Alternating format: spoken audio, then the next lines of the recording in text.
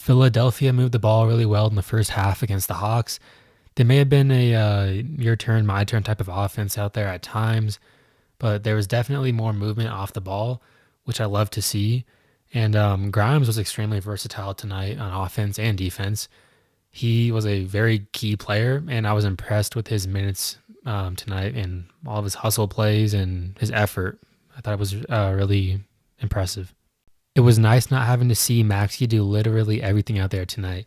The return of Embiid and Edgecombe lessened the load that Maxey had to carry, even in Paul George and Embiid's minute restriction.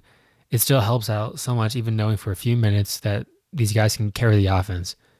And over Paul George's last few appearances, he has managed to deter the defense from blitzing Maxey on every single possession, and it's a nice thing for the Sixers to have. Embiid makes the defense collapse hard once he touches the ball, and it, of course, is going to open up tons of actions off the ball if the players are aware, such as cutting, screening, and slightly moving to keep the defense at bay and not hone in on Embiid 24/7. I also wanted to quickly praise Maxey and Edgecombe on defense because the two of them looked good tonight as a backcourt defensively, and there's not a ton of issues, which is surprising because they're a smaller backcourt and VJ is a rookie. So it's nice to see them in sync on that end of the floor. And as well as Grimes, I think he's a pretty good defender. I think he's a plus defender. You can put him as the small forward alongside Edgecombe and Maxey and not have too much to worry about, which is always a good thing. The Sixers had a bad start to the fourth quarter tonight, giving up 13 straight points without an answer. Philly had done a great job keeping the Hawks close in the third quarter, so it was a little aggravating to see the Sixers let Atlanta take a lead like that after closing the third so strongly. This team just needs consistency with one another, in my opinion. It's very difficult for the players to always have to adjust the game plan from game to game due to half the roster being questionable or sidelined or whatever other reason there is. It's very hard, I'm assuming, to be a player or coach having to deal with that. And I just know that as a fan, it's very annoying to see most of the roster on the injury report consistently from a game-to-game basis. So I can only imagine how the players and coaching staff feel about that too. And I'm also fairly certain that that plays a part in their struggles mentally at times. The injuries obviously play a part in their lack of options.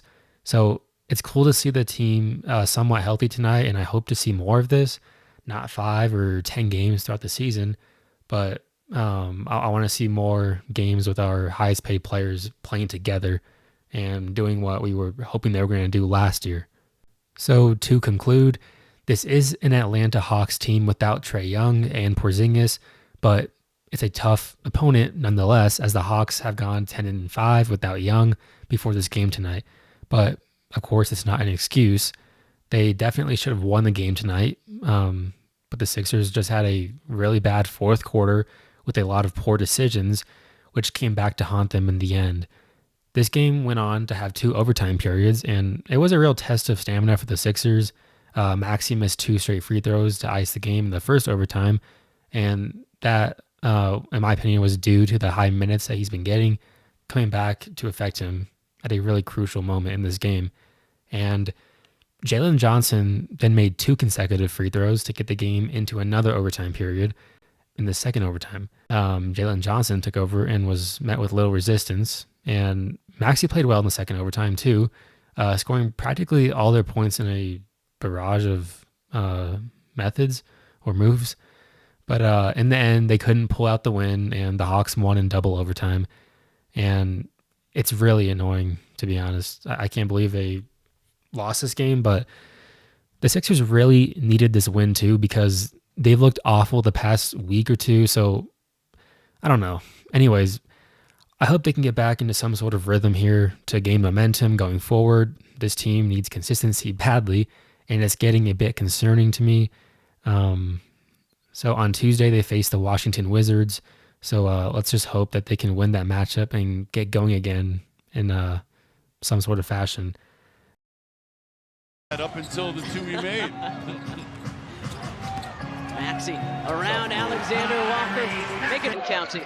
Daniels doing a good job of denying that backdoor cut to Maxey. See pass, bonus screen for Maxey.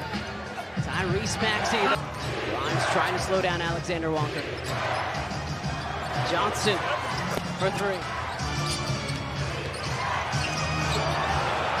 Johnson from the break. Bona trying to come over to save that one. He does. Tyrese Maxey, head full of steam, and Maxey